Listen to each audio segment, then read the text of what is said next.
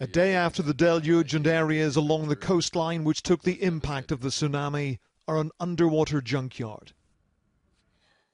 The wreckage of buildings, boats, cars are strewn across a huge area. Trains were swept off their tracks. In some cases, the tracks were uprooted too.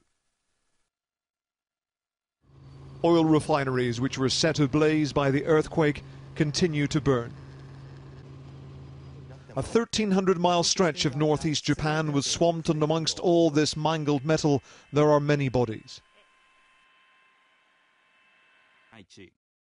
Estimates of the number of dead have risen as emergency workers and the military have made it into the worst affected areas.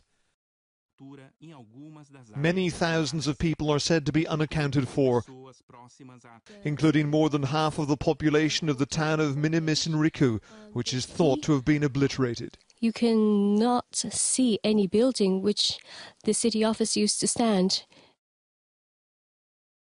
In Riku Zentakata alone, hundreds of victims were discovered, drowned or crushed by the debris that smashed into the town. 50,000 troops are being deployed to help with the enormous search and recovery effort, and specialist teams are being drafted in from other countries, including Britain. Japan's Prime Minister Naoto Kan toured his devastated country in the only form of transport which can reach coastal communities which are now inundated. The view from the air shows the scale of the disaster and the size of the task ahead.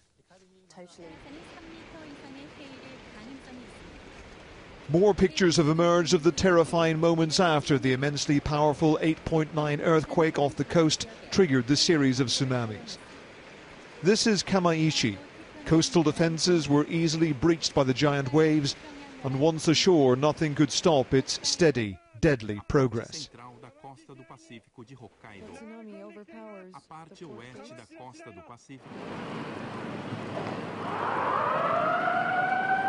In Kesanuma, like many towns, people and cars tried to accelerate away from the oncoming wall of water.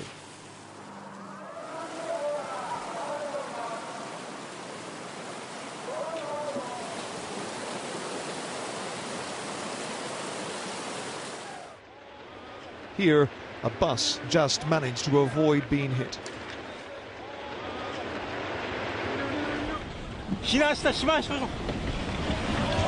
In Fukushima province, people watched in awe as below them a dam was breached.